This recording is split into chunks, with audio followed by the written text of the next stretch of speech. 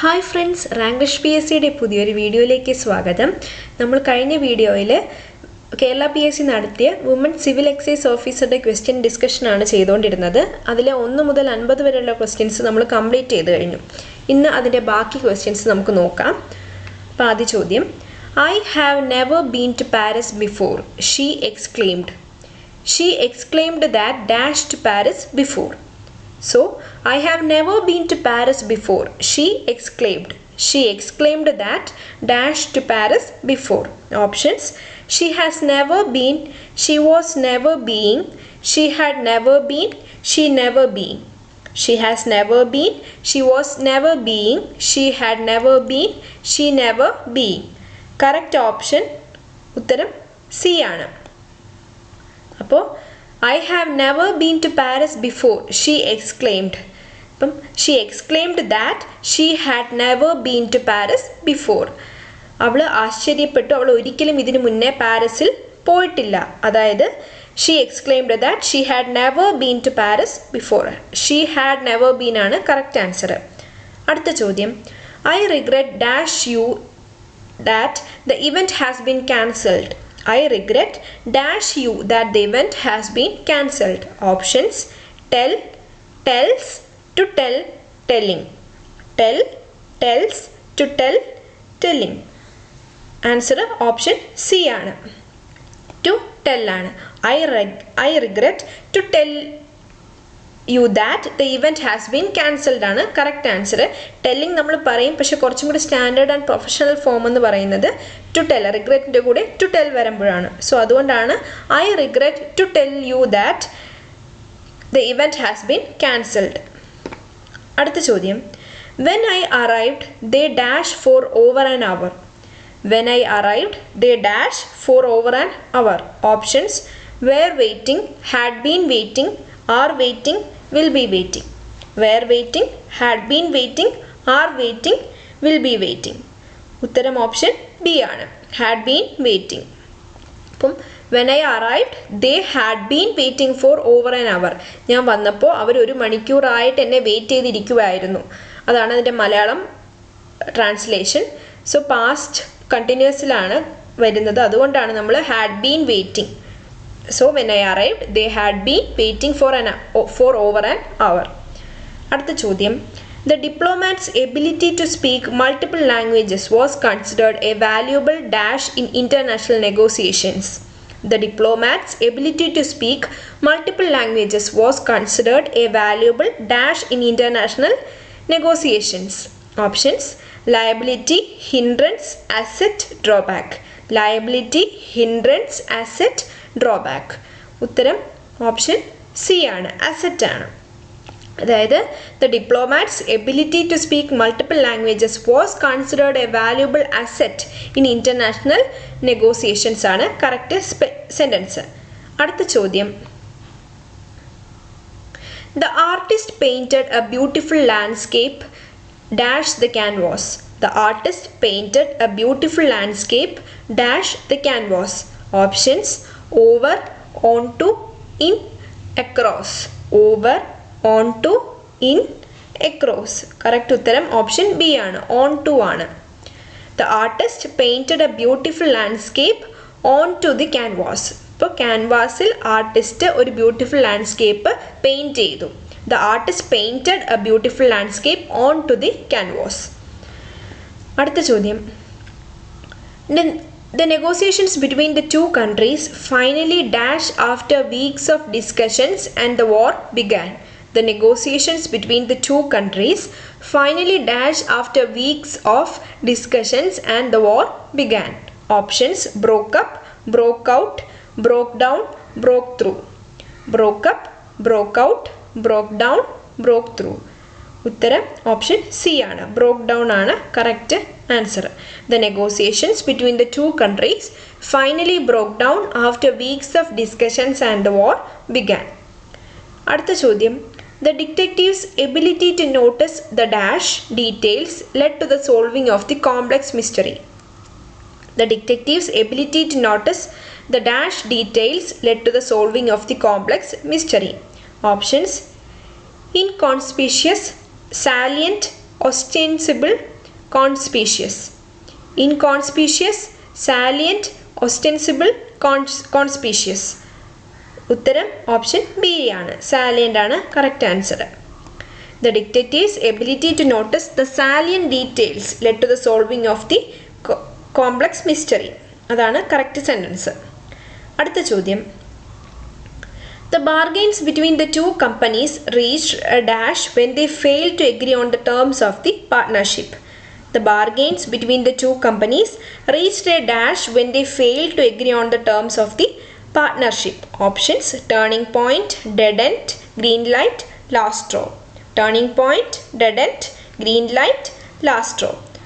ഉത്തരം option B ആണ്. Dead end ആണ് correct answer. The bargains between the two companies reached a dead end when they failed to agree on the terms of the partnership. അടുത്ത ചോദ്യം PS delete ചെയ്ത ചോദ്യമാണ്. നമുക്ക് അടുത്ത ചോദ്യത്തിലേക്ക് പോവാം. Despite facing numerous obstacles, she displayed remarkable dash throughout the challenging project. Despite facing numerous obstacles, she displayed remarkable dash throughout the challenging project. Options: impatience, tenacity, apathy, inconsistency. Impatience, tenacity, apathy, inconsistency. ഉത്തരം option B ആണ്. Tenacity ആണ് correct answer. So despite facing numerous obstacles, she displayed remarkable tenacity throughout the challenging project. അതാണ് correct ഉത്തരം. അടുത്ത ചോദ്യം. പാണിപാദം എന്ന പദം ശരിയായി വിഗ്രഹിക്കുന്നത് എങ്ങനെ? പാണിപാദം എന്ന പദം ശരിയായി വിഗ്രഹിക്കുന്നത് എങ്ങനെ? ഓപ്ഷൻസ്: പാണി മുതൽ പാദം വരെ, പാണിയും പാദവും, പാണിയുടെ പാദം, പാണിയിൽ പാദം. പാണി മുതൽ പാദം വരെ, പാണിയും പാദവും, പാണിയുടെ പാദം, പാണിയിൽ പാദം. ഉത്തരം ഓപ്ഷൻ ബി ആണ്. പാണിയും പാദവും. പാണിപാദം എന്ന പദം ശരിയായി വിഗ്രഹിക്കുന്നത് പാണിയും പാദവും എന്നാണ്. അടുത്ത ചോദ്യം. പൂജക ബഹുവചനത്തിന് ഉദാഹരണമല്ലാത്ത പദം താഴെ പറയുന്നവയിൽ ഏതാണ്? പൂജക ബഹുവചനത്തിന് ഉദാഹരണമല്ലാത്ത പദം താഴെ പറയുന്നവയിൽ ഏതാണ്? ഓപ്ഷൻസ്: സ്വാമികൾ, വൈദ്യർ, ജ്യോത്സ്യർ, അധ്യാപകർ. സ്വാമികൾ, വൈദ്യർ, ജ്യോത്സ്യർ, അധ്യാപകർ. ഉത്തരം ഓപ്ഷൻ ഡി ആണ്. അധ്യാപകരാണ് തന്നിരിക്കുന്ന 4 ഓപ്ഷൻസിൽ പൂജക ബഹുവചനത്തിന് ഉദാഹരണമല്ലാത്ത പദം. ബാക്കിയെല്ലാം പൂജക ബഹുവചനത്തിന് ഉദാഹരണമായ പദങ്ങളാണ്. അധ്യാപകർ പൂജക ബഹുവചനത്തിന് ഉദാഹരണമല്ലാത്ത പദമാണ്. അടുത്ത ചോദ്യം.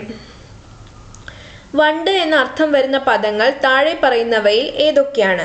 വണ്ട് എന്ന അർത്ഥം വരുന്ന പദങ്ങൾ താഴെ പറയുന്നവയിൽ ഏതൊക്കെയാണ്? അളി, ഭ്രമരം, മധുപം, ഭൃംഗം. അളി, ഭ്രമരം, മധുപം, ഭൃംഗം. അപ്പോൾ ഉത്തരം ഓപ്ഷൻ ഡി ആണ്. മുകളിൽ പറഞ്ഞവയെല്ലാം വണ്ട് എന്ന അർത്ഥം വരുന്ന പദങ്ങളാണ്.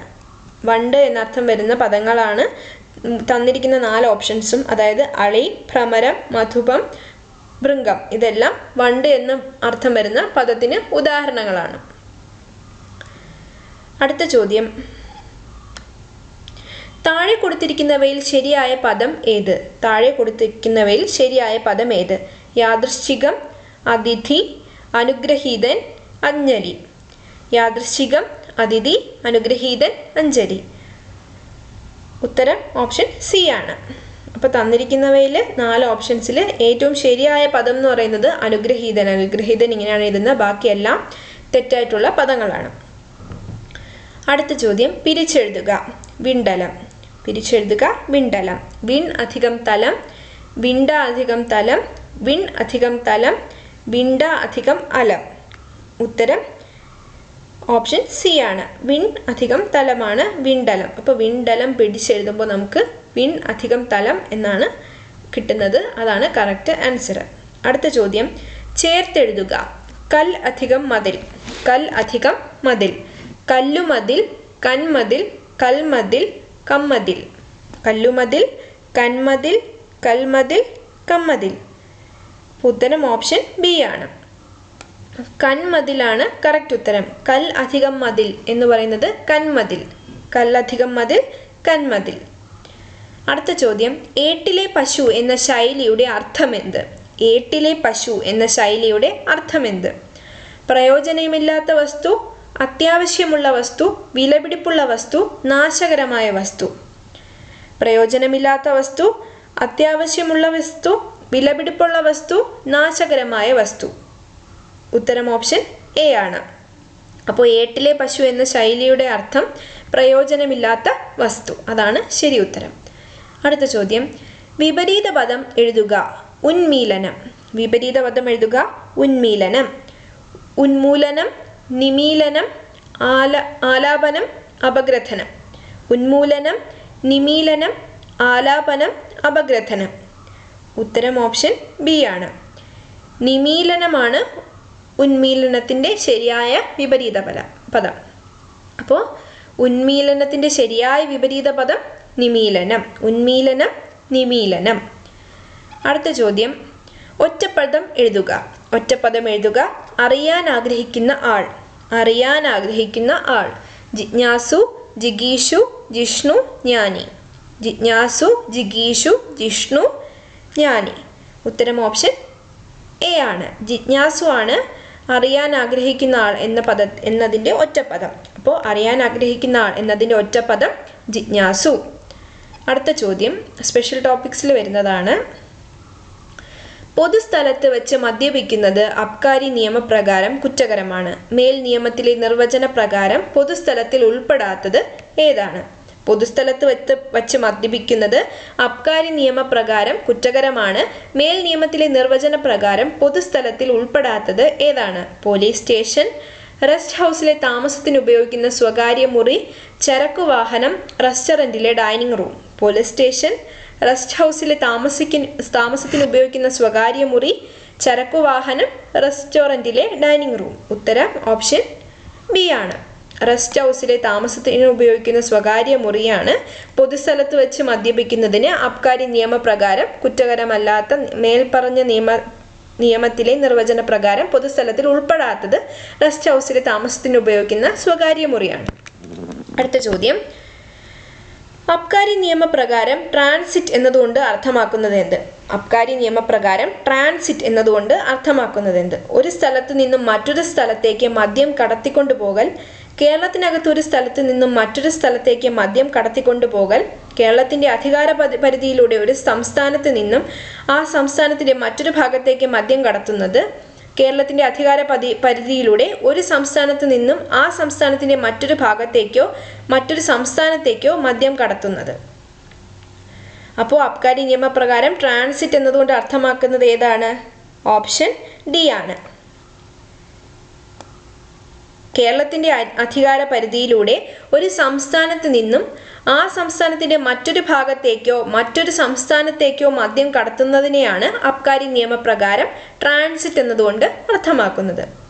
അടുത്ത ചോദ്യം, ഒരാൾക്ക് അബ്കാരി നിയമം അനുസരിച്ച് കൈവശം വയ്ക്കാവുന്ന മദ്യത്തിൻ്റെ അളവ്. ഒരാൾക്ക് അബ്കാരി നിയമം അനുസരിച്ച് കൈവശം വയ്ക്കാവുന്ന മദ്യത്തിൻ്റെ അളവ് 1.5 litre, 3 litre, 15 litre, 3.5 litre. 1.5 litre, 3 litre, 15 litre, 3.5 litre. ഉത്തരം ഓപ്ഷൻ സി. അപ്പോൾ ഒരാൾക്ക് അബ്കാരി നിയമം അനുസരിച്ച് കൈവശം വയ്ക്കാവുന്ന മദ്യത്തിൻ്റെ അളവ് 15 ലിറ്റർ ആണ്. അടുത്ത ചോദ്യം, ഒരു വ്യക്തിക്ക് മദ്യം വാങ്ങാനും ഉപയോഗിക്കുവാനും നിഷ്കർഷിച്ച ഏറ്റവും കുറഞ്ഞ പ്രായം. ഒരു വ്യക്തിക്ക് മദ്യം വാങ്ങാനും ഉപയോഗിക്കാനും നിഷ്കർഷിച്ച ഏറ്റവും കുറഞ്ഞ പ്രായം 23 വയസ്സ്, 18 വയസ്സ്, 21 വയസ്സ്, 16 വയസ്സ്. 23 വയസ്സ്, 18 വയസ്സ്, 21 വയസ്സ്, 16 വയസ്സ്. ഉത്തരം ഓപ്ഷൻ എ ആണ്. 23 വയസ്സാണ് ഒരു വ്യക്തിക്ക് മദ്യം വാങ്ങാനും ഉപയോഗിക്കാനും നിഷ്കർഷിച്ച ഏറ്റവും കുറഞ്ഞ പ്രായം. അടുത്ത ചോദ്യം, NDPS നിയമവുമായി ബന്ധപ്പെട്ട് താഴെ പരാമർശിക്കുന്ന ഏതൊക്കെ പ്രസ്താവനകളാണ് ശരിയെന്ന് വ്യക്തമാക്കുക?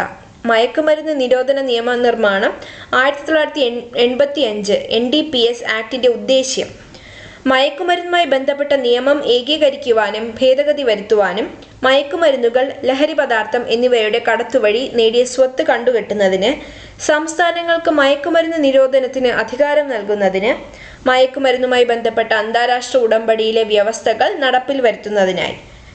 അപ്പോൾ ഇതിൻ്റെ ഉത്തരം ഓപ്ഷൻ ബി ആണ്. 1, 2, 4 ആണ് NDPS നിയമവുമായി ബന്ധപ്പെട്ട് പരാമർശിക്കുന്നതിൽ ശരിയായ പ്രസ്താവനകൾ: മയക്കുമരുന്നുമായി ബന്ധപ്പെട്ട നിയമം ഏകീകരിക്കുവാനും ഭേദഗതി വരുത്തുവാനും, മയക്കുമരുന്നുകൾ, ലഹരി പദാർത്ഥം എന്നിവയുടെ കടത്ത് വഴി നേടിയ സ്വത്ത് കണ്ടുകെട്ടുന്നതിന്, മയക്കുമരുന്നുമായി ബന്ധപ്പെട്ട അന്താരാഷ്ട്ര ഉടമ്പടിയിലെ വ്യവസ്ഥകൾ നടപ്പിൽ വരുത്തുവാനായി. അടുത്ത ചോദ്യം: സൈക്കോട്രോപിക് സബ്സ്റ്റൻസ് അഥവാ മാദക വസ്തുക്കൾ എന്നത് എന്താണ്? സൈക്കോട്രോപിക് സബ്സ്റ്റൻസസ് അഥവാ മാദക വസ്തുക്കൾ എന്നത് NDPS നിയമത്തിന്റെ ഷെഡ്യൂൾ പ്രകാരം ലഹരി വസ്തുക്കളുടെ പട്ടികയിൽ ഉൾപ്പെടുത്തിയിട്ടുള്ള പദാർത്ഥങ്ങൾ, എല്ലാവിധ നിർമ്മിത മരുന്നുകളും ഉൾപ്പെട്ടത്, കൊക്കോ ചെടി, കറുപ്പു ചെടി, കഞ്ചാവ് ചെടി എന്നിവയിൽ നിന്നും വേർതിരിച്ചെടുക്കുന്ന വസ്തുക്കൾ ഇതൊന്നുമല്ല. സൈക്കോട്രോപിക് സബ്സ്റ്റൻസ് അഥവാ മാദക വസ്തുക്കൾ വരുന്നത് ഏതാണ്? ഉത്തരം ഓപ്ഷൻ എ ആണ്. NDPS നിയമത്തിന്റെ ഷെഡ്യൂൾ പ്രകാരം ലഹരി വസ്തുക്കളുടെ പട്ടികയിൽ ഉൾപ്പെടുത്തിയിട്ടുള്ള പദാർത്ഥങ്ങൾ. അടുത്ത ചോദ്യം: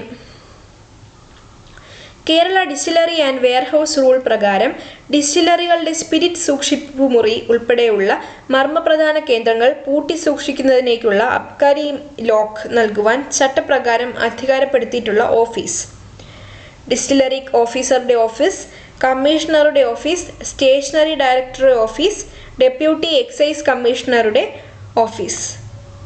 ഉത്തരം ഓപ്ഷൻ ബി, കമ്മീഷണറുടെ ഓഫീസാണ് Kerala distillery and warehouse rule പ്രകാരം ഡിസ്റ്റിലറികളുടെ സ്പിരിറ്റ് സൂക്ഷിപ്പ് മുറി ഉൾപ്പെടുന്ന മർമ്മപ്രധാന കേന്ദ്രങ്ങൾ പൂട്ടി സൂക്ഷിക്കുന്നതിനേക്കുള്ള അബ്കാരി ലോക്ക് നൽകുവാൻ ചട്ടപ്രകാരം അധികാരപ്പെടുത്തിയ ഓഫീസ്.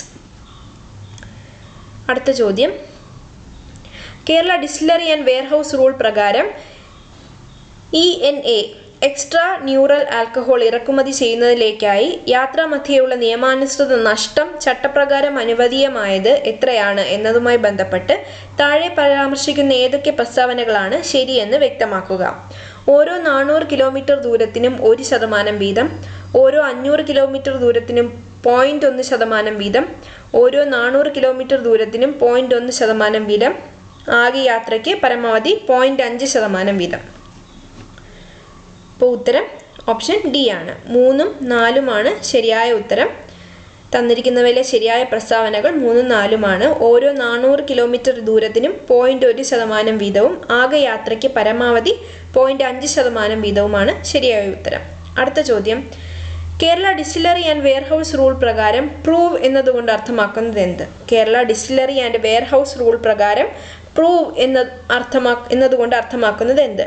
സ്പിരിറ്റിൻ്റെ വീര്യം അളക്കൽ, ഒരു പാത്രത്തിൻ്റെയോ കാങ്കിൻ്റെയോ അളവ് കണ്ടുപിടിക്കുക, സ്പിരിറ്റിൽ എത്ര അളവ് വെള്ളം ചേർന്നിരിക്കുന്നു എന്നത് തിട്ടപ്പെടുത്തുക, സ്പിരിറ്റിൽ കളർ, ഫ്ലേവർ എന്നിവ എത്രത്തോളം ചേർക്കണമെന്ന് കണ്ടുപിടിക്കൽ. ഉത്തരം ഓപ്ഷൻ എ ആണ്. സ്പിരിറ്റിൻ്റെ വീര്യം അളക്കലാണ് പ്രൂവ് എന്നതുകൊണ്ട് Kerala distillery and warehouse rule പ്രകാരം ഉദ്ദേശിക്കുന്നത്. അടുത്ത ചോദ്യം: കാലാവധി കഴിഞ്ഞ വിദേശ മദ്യ പെർമിറ്റുകൾ വീണ്ടും സാധൂകരിക്കുന്നതിന് താഴെ പറയുന്നതിൽ എന്തെല്ലാം നിബന്ധനകളാണ് പാലിക്കപ്പെടേണ്ടത്? എക്സൈസ് കമ്മീഷണറിൽ നിന്നും പെർമിറ്റ് സാധൂകരിക്കുന്നതിനുള്ള NOC വാങ്ങിയിരിക്കണം. പെർമിറ്റ് കാലാവധി കഴിഞ്ഞ് 1 മാസത്തിനകം എക്സൈസ് കമ്മീഷണർക്ക് പെർമിറ്റ് നൽകിയ ഓഫീസ് മുഖാന്തരം പെർമിറ്റ് വീണ്ടും സാധൂകരിക്കുന്നതിനുള്ള അപേക്ഷ നൽകിയിരിക്കണം. 10,000 രൂപ പെർമിറ്റ് സാധൂകരണ ഫീസായി അടച്ചിരിക്കണം. പെർമിറ്റ് കാലാവധിക്കുള്ളിൽ ഉപയോഗിക്കാതിരുന്നതിൻ്റെ കാരണങ്ങൾ എക്സൈസ് കമ്മീഷണറെ ബോധ്യപ്പെടുത്തിയിരിക്കണം. അപ്പോൾ ഉത്തരം ഇത് PSC ഡിലീറ്റ് ചെയ്ത ക്വസ്റ്റ്യൻ ആണ്. അപ്പോൾ നമുക്ക് നോക്കേണ്ട അടുത്ത ചോദ്യത്തിലേക്ക് പോവാം. കേരളത്തിൽ വിദേശ മദ്യം വിൽപ്പന നടത്തുന്നതിനും വിദേശ മദ്യം ലൈസൻസ് 1 പ്രകാരം എന്തെല്ലാം സ്ഥാപനങ്ങൾക്കാണ് സർക്കാർ അധികാരം നൽകിയിട്ടുള്ളത്? Kerala state beverages corporation limited, Kerala state cooperative consumers federation limited, Kerala state civil supplies corporation limited, Kerala tourism development corporation. ഉത്തരം ഓപ്ഷൻ ബി ആണ്. 1ഉം 2ഉം 3ഉമാണ് ശരിയായ ഉത്തരം. അടുത്ത ചോദ്യം: താഴെ പറയുന്നവയിൽ തെറ്റായ പ്രസ്താവന ഏതാണ്? 15.5% വരെ ഈഥൈൽ ആൽക്കഹോൾ അടങ്ങിയ വൈൻ കേരളത്തിൽ വിൽപ്പന നടത്താവുന്നതാണ്. 35 UP ജീൻ വിദേശ മദ്യം കേരളത്തിൽ വിൽപ്പന നടത്താവുന്നതാണ്. FL4A ക്ലബ് ലൈസൻസ് അനുവദിക്കുന്നതിന് 200 മീറ്റർ ദൂരപരിധി നിയമം പാലിച്ചിരിക്കണം. പബ് ബിയർ വിൽപ്പനയ്ക്കുള്ള ലൈസൻസ് സർക്കാർ നിലവിൽ അനുവദിക്കുന്നത് KTDCക്ക് മാത്രമാണ്. ഉത്തരം ഓപ്ഷൻ സി ആണ്. 3ഉം 4ഉമാണ് തെറ്റായ പ്രസ്താവന. FL4A ക്ലബ് ലൈസൻസ് അനുവദിക്കുന്നതിന് 200 മീറ്റർ ദൂരം 200 മീറ്റർ ദൂരപരിധി നിയമം പാലിച്ചിരിക്കണം. പബ്, ബിയർ വിൽപ്പനയ്ക്കുള്ള ലൈസൻസ് സർക്കാർ നിലവിൽ അനുവദിക്കുന്നത് KTDCക്ക് മാത്രമാണ്. ഇത് രണ്ടുമാണ് തന്നിരിക്കുന്നവയിലെ തെറ്റായ പ്രസ്താവനകൾ. അടുത്ത ചോദ്യം, കോട്ട്ബ നിയമം 2003 പ്രകാരം താഴെ പറയുന്നവയിൽ തെറ്റായ പ്രസ്താവനകൾ ഏതെല്ലാമാണ്? കോട്ട്ബ നിയമം 2003 പ്രകാരം താഴെ പറയുന്നവയിൽ തെറ്റായ പ്രസ്താവനകൾ ഏതെല്ലാമാണ്? 18 വയസ്സിന് താഴെ പ്രായമുള്ളവർക്ക് പുകയില ഉൽപ്പന്നങ്ങൾ വിൽക്കുവാൻ പാടുള്ളതല്ല. പൊതുജനങ്ങൾ ഒത്തുകൂടുന്ന പൊതുസ്ഥലങ്ങളിൽ പുകയില ഉൽപ്പന്നങ്ങൾ വിൽക്കുവാൻ പാടുള്ളതല്ല. വിദ്യാഭ്യാസ സ്ഥാപനങ്ങളുടെ 100 വാരയ്ക്ക് അകത്ത് വരുന്ന പ്രദേശങ്ങളിൽ പുകയില ഉൽപ്പന്നങ്ങൾ വിൽക്കാൻ പാടുള്ളതല്ല. പുകവലി നിരോധ മേഖല എന്നു വിജ്ഞാപനം ചെയ്ത സ്ഥലങ്ങളിൽ പുകയില ഉൽപ്പന്നങ്ങൾ വിൽക്കുവാൻ പാടുള്ളതല്ല. ഉത്തരം ഓപ്ഷൻ ഡി ആണ്. 2ഉം 4ഉമാണ് ശരിയായ ഉത്തരം. കോട്ട്ബ നിയമം 2003 പ്രകാരം പറയുന്നവയിൽ തെറ്റായ പ്രസ്താവനകൾ ഏതൊക്കെയാണെന്നാണ് ചോദിച്ചിരിക്കുന്നത്. അത് 2ഉം 4ഉമാണ് തെറ്റായ പ്രസ്താവനകൾ. പൊതുജനങ്ങൾ ഒത്തുകൂടുന്ന പൊതുസ്ഥലങ്ങളിൽ പുകയില ഉൽപ്പന്നങ്ങൾ വിൽക്കാൻ പാടുള്ളതല്ല. പുകയില നിരോധന മേഖല എന്ന് വിജ്ഞാപനം ചെയ്ത സ്ഥലങ്ങളിൽ പുകയില ഉൽപ്പന്നങ്ങൾ വിൽക്കുവാൻ പാടുള്ളതല്ല. അടുത്ത ചോദ്യം, കോട്ട്ബ ആക്ട് 2003 പ്രധാന ലക്ഷ്യങ്ങളിൽ താഴെ പറയുന്നവയിൽ ശരിയായ പ്രസ്താവനകൾ ഏതെല്ലാം? വിദ്യാർത്ഥികളെ പുകയില ഉപയോഗത്തിൽ നിന്നും പിന്തിരിപ്പിക്കുക, യുവജനങ്ങളെ പുകയില ഉപയോഗത്തിൽ നിന്നും പിന്തിരിപ്പിക്കുക, ഗർഭിണികളായ സ്ത്രീകളെയും ചെറിയ കുട്ടികളെയും പുകവലിയുടെ ദൂഷ്യത്തിൽ നിന്നും പിന്തിരിപ്പിക്കുക, നേരിട്ടും അല്ലാതെയുമുള്ള എല്ലാ പുകയില ഉപയോഗങ്ങളെയും നിരുത്സാഹപ്പെടുത്തുക. അപ്പം ശരിയായ ഉത്തരം ഓപ്ഷൻ ഡി ആണ്. 1ഉം 2ഉം 3ഉം 4ഉം തന്നിരിക്കുന്ന എല്ലാ പ്രസ്താവനകളും ശരിയാണ്. അടുത്ത ചോദ്യം, കോട്ട്ബ ആക്ട് 2003 പ്രകാരം താഴെ പറയുന്ന പ്രസ്താവനകളിൽ ശരിയായത് ഏതെല്ലാം? പുകയില ഉൽപ്പന്നങ്ങളുടെ പാക്കറ്റിൽ മുന്നറിയിപ്പ് പരസ്യം ഇംഗ്ലീഷ് ഭാഷയിൽ എഴുതിയിരിക്കണം. പുകയില ഉൽപ്പന്നങ്ങളുടെ പാക്കറ്റിൽ രേഖപ്പെടുത്തുന്ന മുന്നറിയിപ്പ് പരസ്യം ഉപഭോക്താക്കൾക്ക് വ്യക്തമായി കാണാൻ കഴിയുന്ന തരത്തിലായിരിക്കണം. പുകയില ഉൽപ്പന്നങ്ങളുടെ പാക്കറ്റിൽ രേഖപ്പെടുത്തുന്ന മുന്നറിയിപ്പ് പരസ്യം വായിക്കാൻ തക്ക വലുപ്പത്തിലുള്ളതായിരിക്കണം. എല്ലാ സിഗരറ്റ് പാക്കറ്റുകളിലും ഉപഭോക്താക്കൾ കാണത്തക്ക വിധത്തിൽ മുന്നറിയിപ്പ് പരസ്യം രേഖപ്പെടുത്തിയിരിക്കണം. അപ്പോൾ ശരിയായ ഉത്തരം ഓപ്ഷൻ സി ആണ്. 2ഉം 3ഉം 4ഉമാണ് ശരിയായ പ്രസ്താവനകൾ. 2ഉം 3ഉം 4ഉം. പുകയില ഉൽപ്പന്നങ്ങളുടെ പാക്കറ്റിൽ രേഖപ്പെടുത്തിയിരിക്കുന്ന മുന്നറിയിപ്പ് പരസ്യം ഉപഭോക്താക്കൾക്ക് വ്യക്തമായി കാണുന്ന തരത്തിലായിരിക്കണം. പുകയില ഉൽപ്പന്നങ്ങളുടെ പാക്കറ്റിൽ രേഖപ്പെടുത്തുന്ന മുന്നറിയിപ്പ് പരസ്യം വായിക്കാൻ തക്ക വലുപ്പമുള്ളതായിരിക്കണം. എല്ലാ സിഗരറ്റ് പാക്കറ്റുകളിലും ഉപഭോക്താക്കൾ കാണത്തക്ക വിധത്തിൽ മുന്നറിയിപ്പ് പരസ്യം രേഖപ്പെടുത്തിയിരിക്കണം. അടുത്ത ചോദ്യം, വിമുക്തി മിഷൻ പദ്ധതിയുമായി ബന്ധപ്പെട്ട് താഴെ പറയുന്ന പ്രസ്താവനകളിൽ ശരിയായത് ഏതെല്ലാം? വിമുക്തി മിഷൻ പദ്ധതിയുമായി ബന്ധപ്പെട്ട് താഴെ പറയുന്ന പ്രസ്താവനകളിൽ ശരിയായത് ഏതെല്ലാം? 2016 നവംബർ 20-നാണ് വിമുക്തി പദ്ധതി കേരള മുഖ്യമന്ത്രി തിരുവനന്തപുരത്ത് ഉദ്ഘാടനം ചെയ്തത്. വിമുക്തി പദ്ധതിയുടെ സംസ്ഥാനതല ചെയർമാൻ മുഖ്യമന്ത്രിയാണ്. സമൂഹ മാധ്യമങ്ങളിലൂടെയുള്ള പ്രചാരണവും വിമുക്തി പദ്ധതിയിൽ അനുവദീയമാണ്. നാളത്തെ കേരളം ലഹരി വിമുക്ത നവകേരളം എന്നതാണ് വിമുക്തി പദ്ധതിയുടെ ലക്ഷ്യം. തന്നിരിക്കുന്ന പ്രസ്താവനകളിൽ വിമുക്തി മിഷൻ പദ്ധതിയുമായി ബന്ധപ്പെട്ട് തന്നിരിക്കുന്നതിൽ ഏതൊക്കെയാണ് ശരിയെന്നാണ് ചോദിച്ചിരിക്കുന്നത്. ഉത്തരം ഓപ്ഷൻ ബി. 1ഉം 2ഉം 3ഉമാണ് ശരിയായ ഉത്തരം. 2016 നവംബർ 20-നാണ് വിമുക്തി പദ്ധതി കേരള മുഖ്യമന്ത്രി തിരുവനന്തപുരത്ത് ഉദ്ഘാടനം ചെയ്തത്. വിമുക്തി പദ്ധതിയുടെ സംസ്ഥാനതല ചെയർമാൻ മുഖ്യമന്ത്രിയാണ്. സമൂഹ മാധ്യമങ്ങളിലൂടെയുള്ള പ്രചാരണവും വിമുക്തി പദ്ധതിയിൽ അനുവദീയമാണ്. അടുത്ത ചോദ്യം, വിമുക്തി മിഷൻ ബോധവൽക്കരണ പദ്ധതിയുടെ ലക്ഷ്യങ്ങൾ താഴെ പറയുന്നവയിൽ ഏതെല്ലാമാണ്? സമൂഹത്തിന്റെ സമസ്ത മേഖലകളിലും വ്യാപരിക്കുന്ന വിപത്തിനായി മാറിയിട്ടുള്ള മദ്യം, മയക്കുമരുന്ന്, പുകയില ഉൽപ്പന്നങ്ങൾ എന്നിവയുടെ ഉപയോഗം കുറച്ചുകൊണ്ടുവരിക. നിയമവിരുദ്ധ ലഹരി വസ്തുക്കളുടെ ശേഖരണം, കടത്തൽ എന്നിവയുടെ ഉറവിടം കണ്ടെത്തി ഇല്ലായ്മ ചെയ്യുക. ലഹരി ഉപയോഗത്തിന്റെ ദൂഷ്യവശങ്ങൾ ബോധ്യപ്പെടുത്തി വ്യാപക ബോധവൽക്കരണ പ്രവർത്തനങ്ങൾ സംഘടിപ്പിച്ച് ലഹരി വിമുക്ത കേരളം എന്ന ലക്ഷ്യം സാക്ഷാത്കരിക്കുന്നതിന് സമ്പൂർണ്ണ മദ്യനിരോധനം സംസ്ഥാനത്ത് നടപ്പിലാക്കുക എന്നതാണ് വിമുക്തി മിഷന്റെ മറ്റൊരു പ്രധാന ലക്ഷ്യം. അപ്പോൾ ശരിയായ ഉത്തരം ഓപ്ഷൻ സി ആണ്. 1ഉം 2ഉം 3ഉമാണ് വിമുക്തി മിഷൻ ബോധവൽക്കരണ പദ്ധതിയുടെ ലക്ഷ്യങ്ങളിൽ ഉൾപ്പെടുന്നത്? സമൂഹത്തിന്റെ സമസ്ത മേഖലകളിലും വ്യാപരിക്കുന്ന വിപത്തിനായി മാറിയിട്ടുള്ള മദ്യം, മയക്കുമരുന്ന്, പുകയില ഉൽപ്പന്നങ്ങൾ എന്നിവയുടെ ഉപയോഗം കുറച്ചുകൊണ്ടുവരിക, നിയമവിരുദ്ധ ലഹരി വസ്തുക്കളുടെ ശേഖരണം, കടത്തൽ എന്നിവയുടെ ഉറവിടം കണ്ടെത്തി ഇല്ലായ്മ ചെയ്യുക, ലഹരി ഉപയോഗത്തിന്റെ ദൂഷ്യവശങ്ങൾ ബോധ്യപ്പെടുത്തി വ്യാപക ബോധവൽക്കരണ പ്രവർത്തനങ്ങൾ സംഘടിപ്പിച്ച് ലഹരി വിമുക്ത കേരളം എന്ന ലക്ഷ്യം സാക്ഷാത്കരിക്കുന്നതിന്. അടുത്ത ചോദ്യം, വിമുക്തി ജില്ലാതല എക്സിക്യൂട്ടീവ് കമ്മിറ്റിയിൽ താഴെ പറയുന്നവരിൽ ആരെല്ലാമാണ് അംഗങ്ങളായത്?